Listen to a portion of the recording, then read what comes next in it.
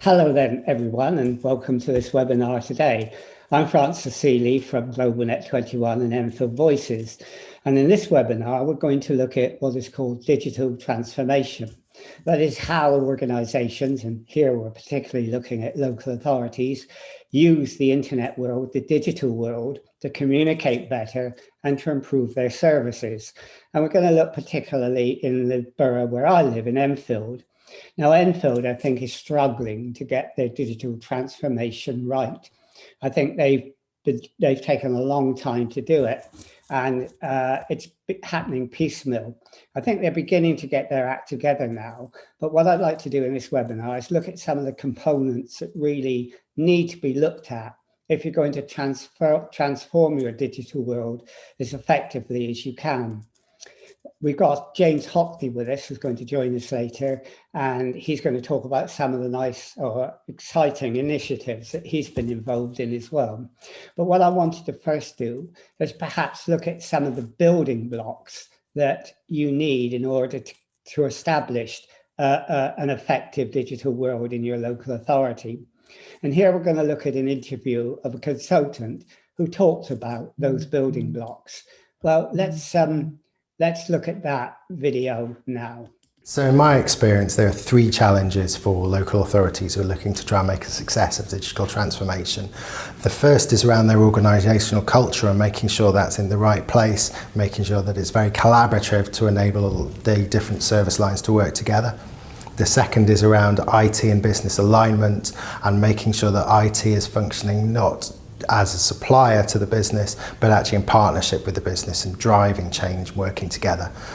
And the third is around opportunity assessment and identification, making sure the organisation is aware of technologies and other services that they could use to provide better services to their customers, and assessing those to understand how they are best placed to be used within that organisation. In my experience, the best approach for a local authority looking to move towards digital is first and foremost to engage with the senior stakeholders and make sure you've got a great relationship in place there, because you absolutely need their support.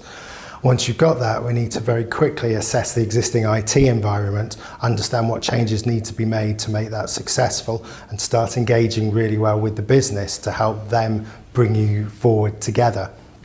Ultimately, your goal is to buy IT a seat at the table so that IT and the business are working really well together, understanding the opportunities around digital and delivering them collaboratively.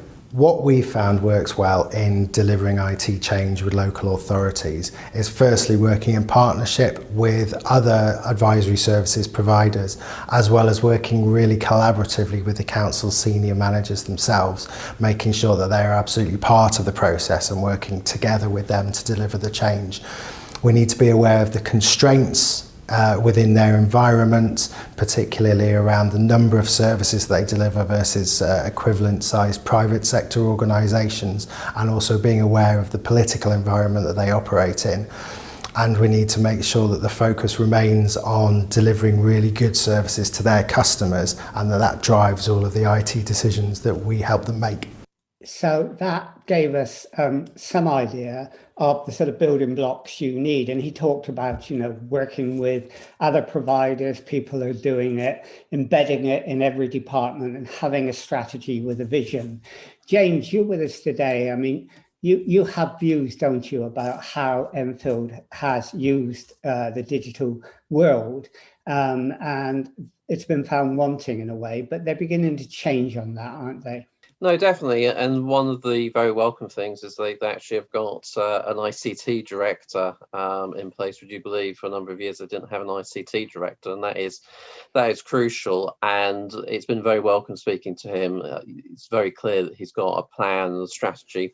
In the past, they were very heavily reliant on agency, but he's employing a larger team around him, including bringing forward a number of traineeships. So it's not just creating jobs, but it's also creating jobs for youngsters to actually be trained and learn. So it's very welcome.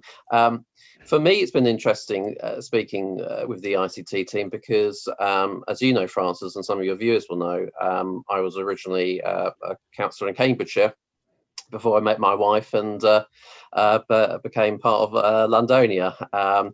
And it's so great to be here. But it's been interesting speaking with the team, because back in Cambridgeshire, I had the ICT cabinet brief, and we went through a process of bringing the contact centre back in house.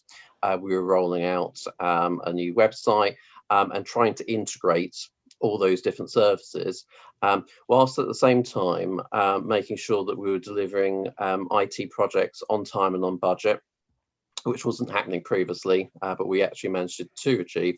And it was very interesting watching that video, because at the end of the day, first and foremost, is ICT as a tool, and you've got to make sure that it is helping officers deliver for residents and making sure that the council can work more effectively with residents. So it's quite interesting, the journey that Enfield's on. It has quite a few parallels from when I was a Cambridgeshire councillor, because obviously current website has got a lot of different issues. I mean, as a councillor, I get a lot of complaints about the website functionality is not working, but they are bringing forward a new website in a couple of months' time. Okay. So they are on, in short, they are on a journey, and they have put through a new digital strategy, which is essential. I mean, that's good to hear, because I think a lot needs to be done on that. Let's look at 3 areas of digital transformation, 1 in more detail and 2 in less detail. I think there are 3 areas which are quite important. 1 is called big data, the other is communication, and the other is engagement. Now, big data is really interesting, because organizations, whether they're local authorities or government or big businesses, collect a huge amount of data through the various social networks and internet activity on geographical areas and on people. You can find out by analyzing that big data through all sorts of internet tools, more about those communities, more about those peoples than if you did a survey, if you did an interview, if you had a public meeting or whatever.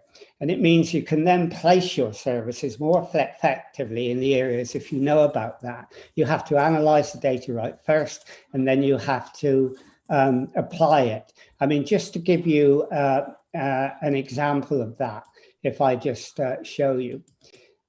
Here you've got an example in Leeds, where they have created an app where frontline workers, when they're going out, can find people who they think are socially isolated or lonely. You know, if they pass by a house several times a day and the curtains are shut, or something that they notice may be a signal for a problem, they put it into their app. And then what that means is that they can then contact that house to make sure the person's all right. But it also goes in a part of what we're calling big data. So they may be able to find that in a certain area, there's quite a lot of people that way. They need to do something in a neighborhood way. And therefore they can apply their resources and they can apply their efforts in that area. Now, I don't know what the plans are in Enfield about using big data in that way. Certainly it's being used by political parties. Obviously, we know about that. We know about Cambridge Analytica. But, you know, whether it's being used by Enfield to actually improve their services, to identify need, I don't know. So that's one area where they need to look very carefully. The second is communication. I mean, without going into detail on that, communication is quite bad in Enfield. Their website is not very good. And James has said, thank goodness, they're changing their website. They're getting a new one. And I hope they're following the advice of that consultant and looking at case studies of good practice. Local Government Chronicle, for example, publishes case studies of good practice. And so does the Society of Info Technology Management. They all show local authorities are doing this well, who actually put on their website what's happening in their area, how you can find meetings easily, how you can navigate, something you can't do at the moment on the Enfield website. So they have a lot of improvements they need to make on communication if people are going to find out what's going on in their area and how they access the services that are provided. The other example, which I think Enfield is particularly bad at, the third issue that we want to look at in more detail, is engagement. Enfield is very bad at multilateral, ongoing engagement. if you wanted to be consulted by Enfield, it's difficult to know what's happened with your consultation. Very often Enfield consults and then they may go in a different direction. You don't know how, you don't know why, you don't know what the mass of consultation is. You haven't seen what people have written in or sent in. And they do it in a bilateral way often. For example, the Task Committee on Climate Change, they consulted with people, but they did it individually. They would write mails to people and respond to them, but you never saw what the mass of those mails are. You never saw what the biggest problem, the biggest issue people felt was, and you could never then engage in an interactive multilateral way. Now, there are some people who do that because there are platforms available for councils to be able to do that. And if you, again, take the advice of that consultant, you would look at some of those platforms. And let's look at one now in America, because it will give us some idea of how it might work. Introducing Civil Space, the newest integrated partner of our Civic Plus platform. With Civil Space, citizens can feel more comfortable, provide better quality feedback, and complete engagements at an industry-leading pace of 74% when they are informed throughout an engagement. To build trust and provide your citizens with the big picture on local initiatives, Civil Space offers flexible embedding of contextual content throughout engagement pages. Once citizens find an opportunity to contribute, they'll discover consultations you've put together that include a wide variety of different feedback mechanisms with flexible options. Bringing citizens together to share their viewpoints and collaborate on solutions can yield powerful results thanks to Civil Space's machine learning-powered, auto-moderated discussion and ideation tools. Use engagements to strengthen feelings of trust by citizens and gain real insight into citizen opinions, enabling you to create policies, projects, and programs that meet their needs. Civil Space and Civic Plus make it easy to create and add assets to project hubs that function as the home base for citizens to discover what's already happened and how they can stay involved in the future with issues that matter. Reporting on aggregated feedback is effortless. Civil Space's dashboard and charting tools offers features like filtering and cross-tabulation to help busy government employees get to insights quicker and close the loop by simplifying the process of reporting back to citizens. The reporting interface allows you to dynamically analyze data so you can quickly understand the impact of local initiatives and make informed collaborative policy choices on behalf of voters to help move your community forward. Civil Space automatically moderates comments to keep engagement constructive. Its built-in toxicity nudging functionality identifies potentially inflammatory comments and encourages contributors to rephrase. As a result, contributors feel their voice is heard and their opinion is valued. When you unite Civil Space with your favorite Civic Plus solutions, you benefit from a citizen engagement and communication tool that fosters trust and transparency. Civil Space works for all types of government organizations and all types of projects. You can easily customize Civil Space to align with your community's brand and meet your project goals. Civil Space helps you lower barriers to broaden participation, improve the quality of feedback, educate citizens, and report back on what you've heard and what's next. Learn more about Civic Plus and Civil Space at civicplus.com. Okay, so that's an example of a platform that could be used. Of course, that was an American one, but there are also ones in the UK. For example, this one, Participate, which can be used, and it does very similar things. It does community mapping, it uses apps in order to identify need and so on. And it's not the only one. There are a number of other programs that you could use, and it would so enhance what Enfield does if they use some of these platforms, because they can then allow people to interact, engage, consult in an organic ongoing way. The other thing I think Enfield is bad at doing is sort of publicizing their meetings. They have committee meetings, cabinet meetings, scrutiny committee meetings, and so on. Sometimes finding where they are, it's like finding a needle in a haystack on their website. They don't publicize it much and it's hidden. And when it's done, it's not done very well. But although they don't do it, another Enfield does. There is an Enfield in Connecticut in the United States of America, and they use YouTube in order to put up their meetings. And let me show you what that looks like at the moment. This is Enfield Television in Enfield, Connecticut. The thing about YouTube is you can stream live to YouTube. So if you're holding a meeting, scrutiny, cabinet, or whatever, you can stream it live to YouTube, but you can schedule it. So you can see here, they've scheduled their meetings that are coming up and going to be scheduled live. And then they develop a number of playlists. These are called playlists. And then you can see recent meetings, town council meetings, board of education meetings, planning and zoning commission meetings, and so on. And so you can see all the meetings that are happening, and you can see the ones that are coming up as well. And that's so easy to do. The trouble with local authorities is spent ages talking about it when the solutions are obviously very simple. For example, we in GlobalNet 21, we actually have our own YouTube channel, just like the one you've seen. And that was so easy to do. You can sort of set it up in 10 minutes and then begin to add material. It's not a difficult job to do at all. So I hope that on engagement, they will change in all sorts of different ways to make it easier for people to consult, to engage in a proper way, and to also give easy access to meetings. However, as Enfield are struggling to change their digital transformation, some councillors have actually in Enfield made a difference by doing this themselves, which I think is really, really a valuable thing to do. Recently, last week, in fact, two councillors and one ex-councillor from 3 different parties, Conservative, Labour and Community First, got together to put on a conference on cervical cancer awareness, because it was Cervical Cancer Awareness Week. And they got 3 really good practitioners, 1 GP and 2 consultants, to talk about cervical cancer. And they gave up a lot of really good information.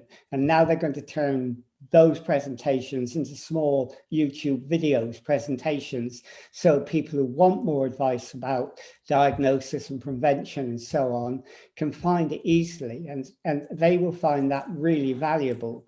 So, you know, that's an example of councillors taking initiative on their own. And I hope that the Enfield Council will use those videos when they come out and publicise them, because they're really important, and they have been done by councillors and people in the community, and that's important. But of course, there are other things as well, and this is where James comes in. He's probably waiting, wondering when he's coming in. I'm usually not this quiet. well, you're doing very well. James has done something which is really interesting. He's actually set up a digital surgery, and digital surgeries are now taking place because people can't meet face to face. And, you know, James, maybe you could tell us how you set up the digital surgery and how people get in touch with you on using a digital surgery with you.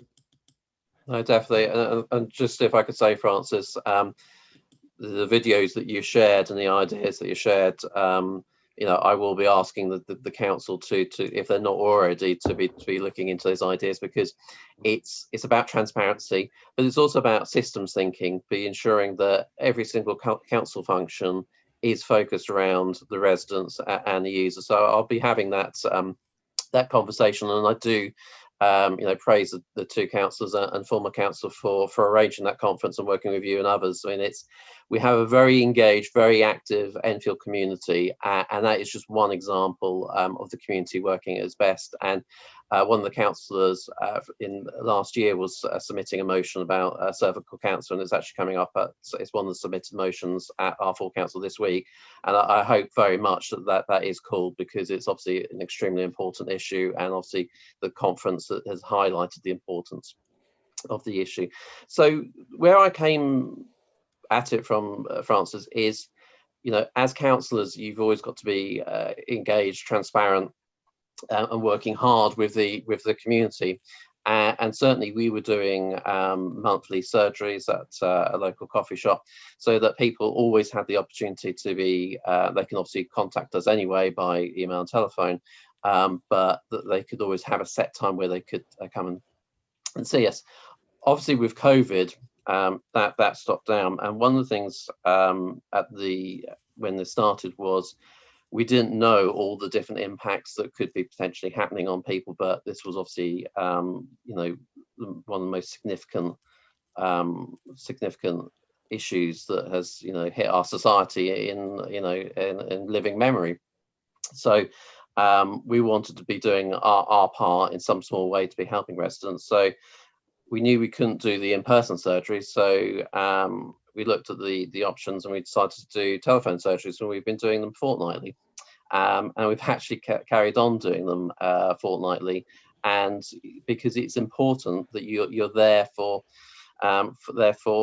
residents. And it's I was actually a panelist for a councillors conference online. We had over 100 people attending, and my specific role was to be talking about this. And it was so nice to hear that other councillors from across the country have seen what we were doing and have been replicating it, but replicating it in their own way. Some are doing telephone surgeries, some are doing a split between telephone and MS Teams, some are doing bookable. We don't do bookable, people just call. But for each community is different, each council has different focus, but it's making sure that you are there.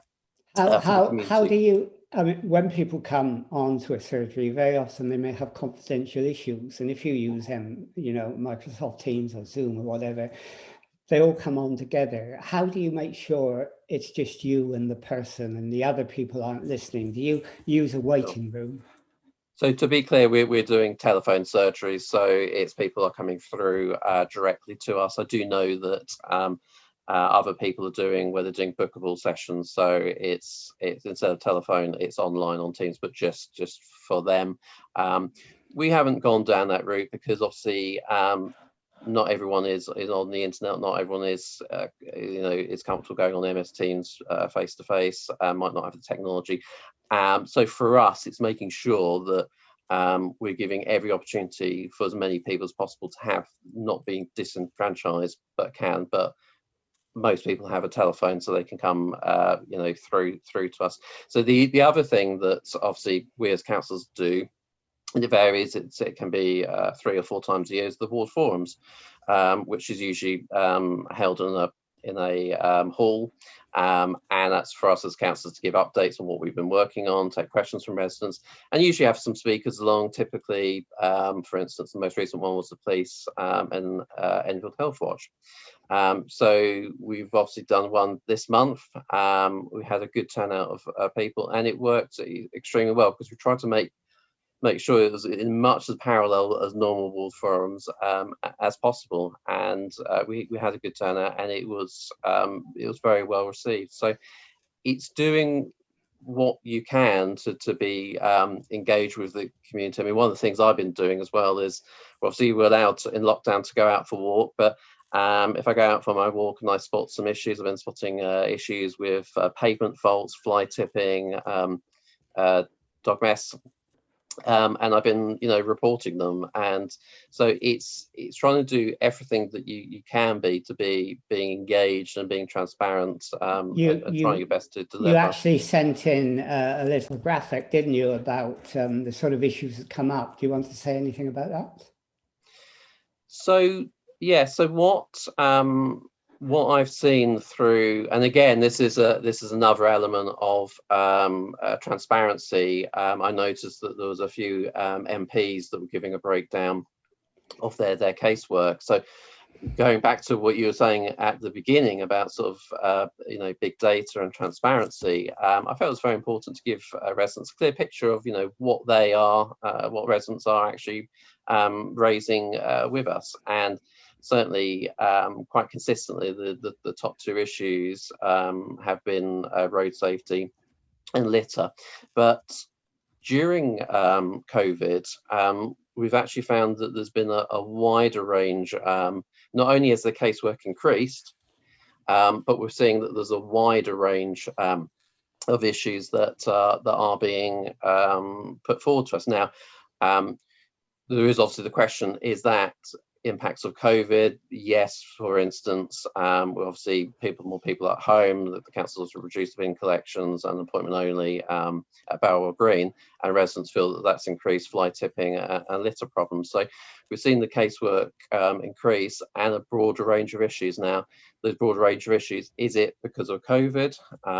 Or is it because we're being very engaged and transparent in terms of doing all this online engagement, is enfranchising people to feel more engaged and coming forward and mentioning those issues? But it's probably a combination of both. But it's certainly been a very busy time to have not only casework has been increasing, but there's been a wider range of issues being raised, and certainly as a councillor, you have to be there. I mean, I found over Christmas, usually Christmas as a councillor, casework tends to slow down, but this year it was like any other week. So the only days I wasn't actually answering emails as a councillor was actually Christmas Day and Boxing Day. Every other day, even New Year's Eve, I was answering emails, and that was very much appreciated by residents, because you've got to be on call at the end of the day as a councillor. Shame on you! You took off Christmas Day and Boxing Day. Bar humbug.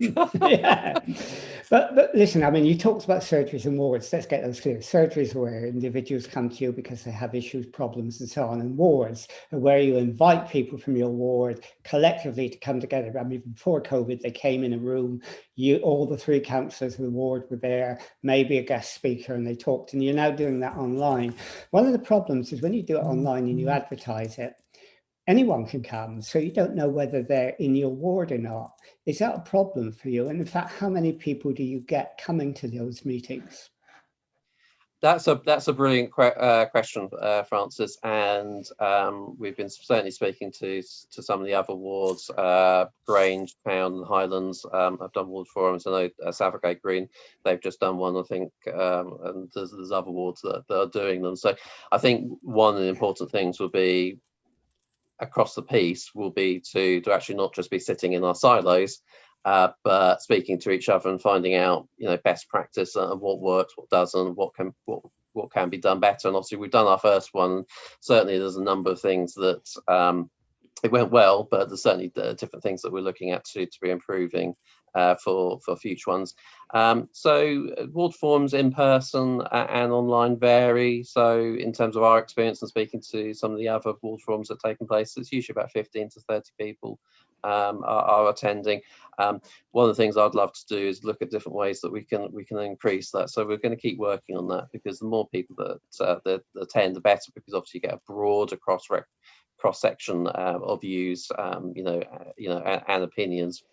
So that's definitely something that we're working on. But I think for the rest of the year, we're probably going to be doing this for the rest of the year, I would imagine.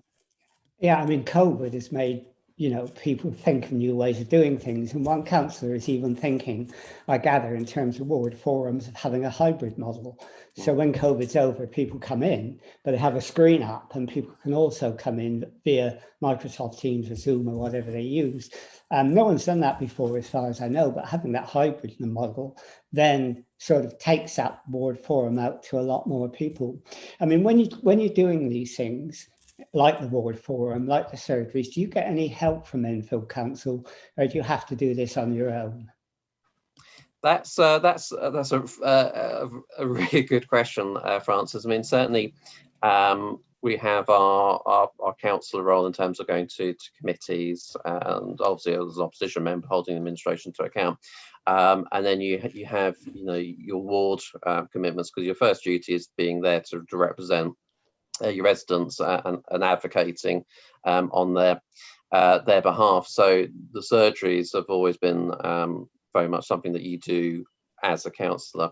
I think the interesting question comes with ward forums. Again, it's the 3 councillors in the ward arrange it. Obviously, the council will book the hall, but you take care of the arrangements.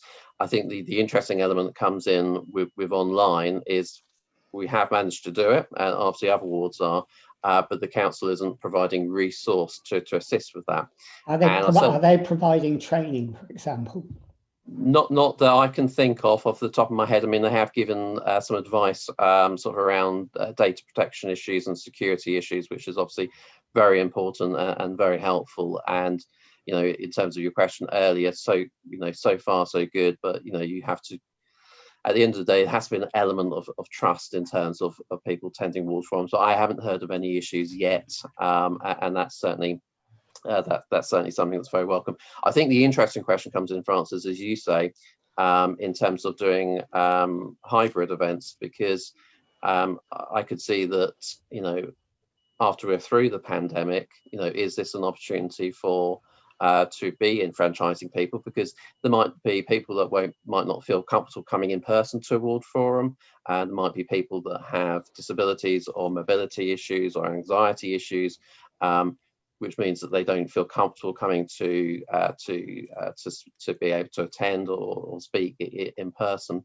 So I think there's a real opportunity. I mean, I'm on a disability board, and we've been doing a lot of Zoom meetings, and what it's done is it's enfranchised people that, you know, from all over the country that, you know, wouldn't have been able to travel to London for differing reasons, have actually been able to attend those meetings and engage. So I think there is a real opportunity here. But yes, the question will be, if you're doing hybrid, you know, whether the councils can deploy councillors can deploy that, or whether they need additional support. And I think that's a very good point. That's certainly a question I'll be asking the council, because you know, 2-3 councillors, you know, it's the ward forums are very busy, and that additional support would certainly be helpful.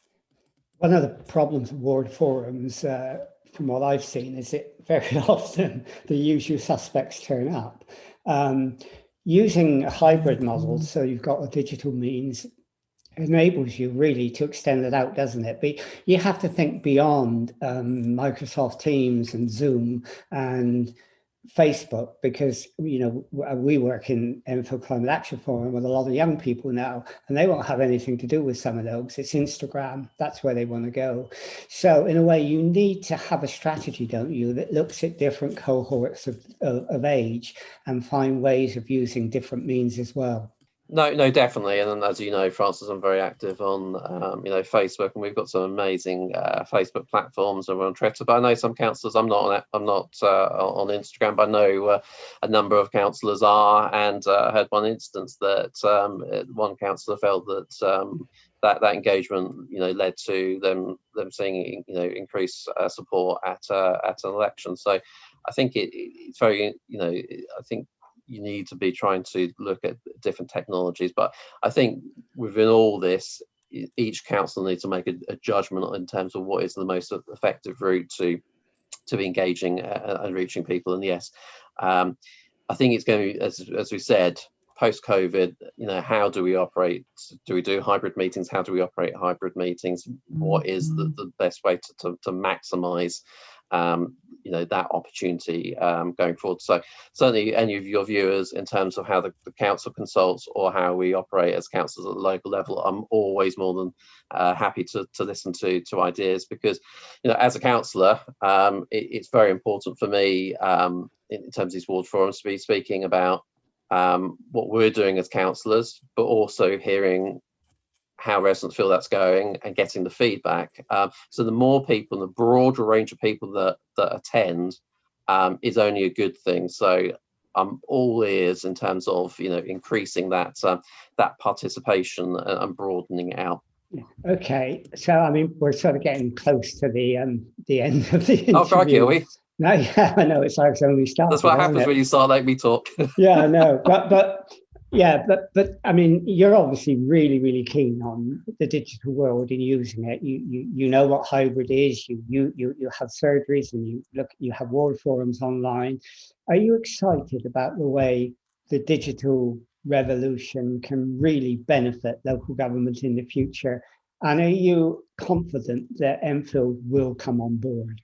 I think the proof in the pudding is certainly the eating, Francis. And, you know, I think it's extremely welcome that the council has now got an ICT director, and certainly in my conversations with him, and certainly the journey I went on as a Cambridgeshire cabinet member in terms of the digital journey and what's being put in place and the strategy certainly is good to hear. Obviously, we'll see how that progresses, but I believe that there is a plan and a strategy in place, and certainly I know that they've been working very hard, in terms of aligning the website by both ICT function and customer service function, because you've got to have those two elements married up. So I think once the new website comes in the coming months, that is definitely going to be a big step forward. But it's been fascinating to hear about the examples of engagement in America, and also the participate with technology. And I'll certainly be asking those questions of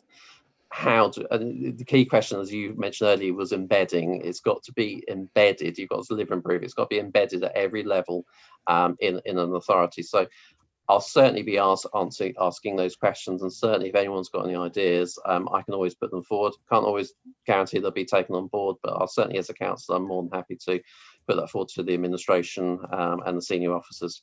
Okay, well, thank you very much for telling us about what you're doing and for taking this forward. And I'm sure councillors from all parties will do it, because it's a cross-party issue. It's in the interest of everyone to communicate, to engage, to get better services through whatever means, like big data. And I hope you get your new ICT Director to look at this webinar as well. Whether he will, I don't know, but ask him to look at it. But anyhow, thank you for doing it, because I think this is interesting, because everyone is in a way experimenting, struggling with the digital world, and they're not always going to get it right. And it's an ongoing process of change and reform. So hopefully when Enfield gets a new website and things move, we can see things changing quite considerably, and I hope they will. So thanks, James, for joining us today. I mean, you are doing some interesting experimental things, as others are, and that's really important. So thanks very much. And thank you, Francis. And we'll end this interview now.